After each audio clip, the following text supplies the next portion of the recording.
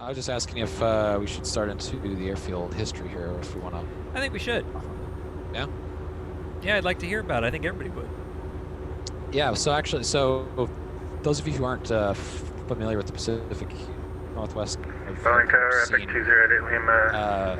Boeing Field was actually the original big airport before SeaTac was constructed. Epic 2088 Lima, make a left crosswind departure, runway 14 right at Alpha 9.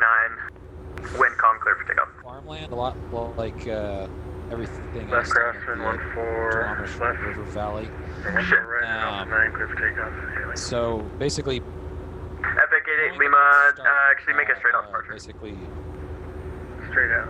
north of where Boeing Field currently is on the Duwamish River, and they would basically construct the planes, and this is early 1900s. They would construct the planes and they would ship them by boat down the river to this big, basically sand lot, kind of a huge clearing that they use as a runway for all of their production aircraft and all their flight testing. Up until that point, there wasn't really a true airport. Even this was not really a true 3 Mike Foxtrot, wind calm, runway 14 left, clear It for wasn't takeoff. until basically Charles Lindbergh came by Seattle on this big world tour. November 3, Mike Foxtrot, clear for the option. Runway 14 left. Go ahead, Alec. Clear for the option, cool. Hang on, I'm just gonna look for if there's any traffic for you. Nope, there's no one out there. Didn't hear from any. Yeah, cool.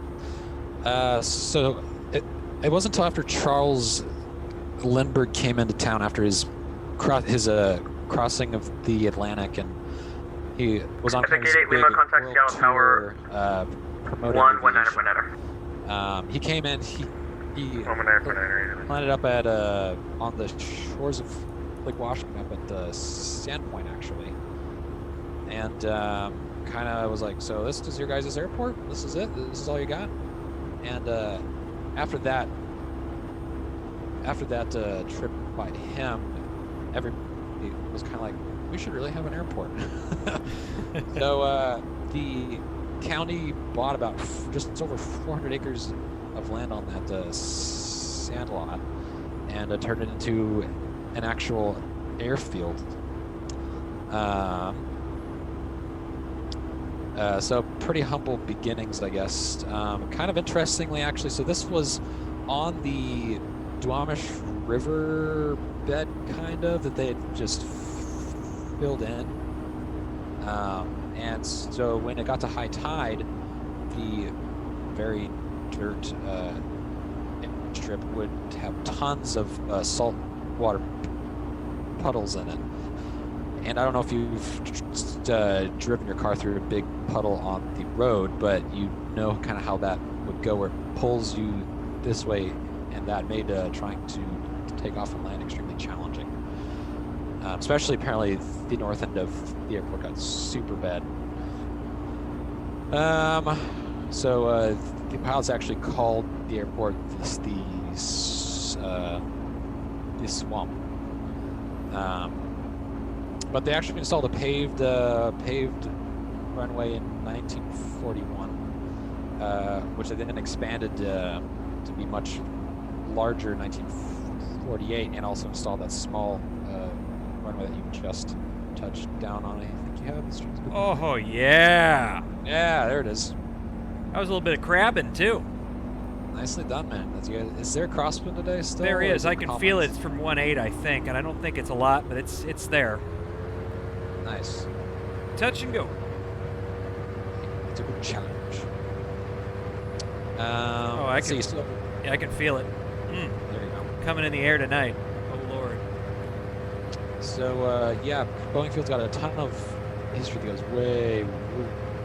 way back. So it being the first commercial airport, eventually they built a terminal out of brick, which still stands actually today. I used to operate out of it at my old job. But that was built back in 1930. So obviously during World War II, Boeing had a huge hand in constructing aircraft for the U.S. Armed Forces for the war effort. And the thing that I would argue they're most known for is probably the B-17, the Flying Fortress.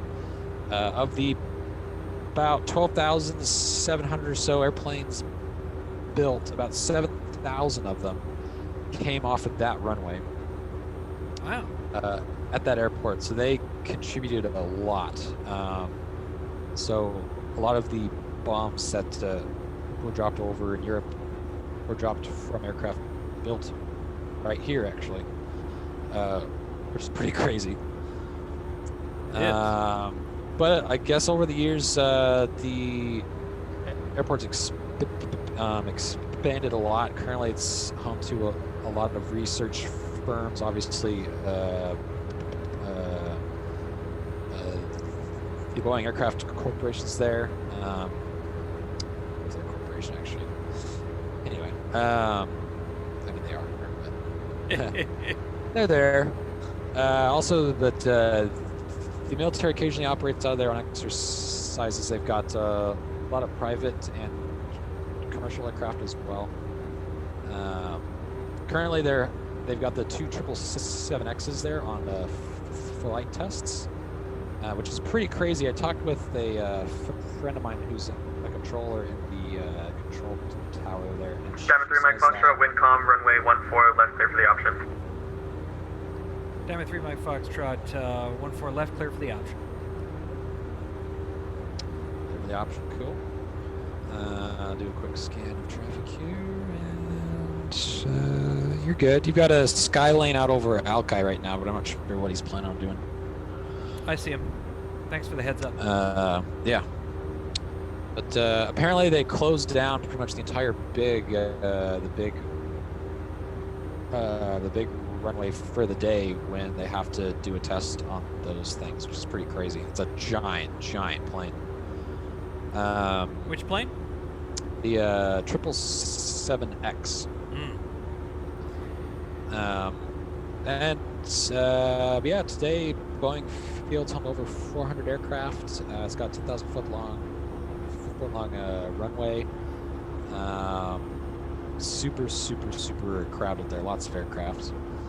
And actually, so cool bit of trivia is that the airport rescue and fire fighters on the airport Tower, Skyline November 05. are actually operated by November the county 055 Boeing Tower, hello.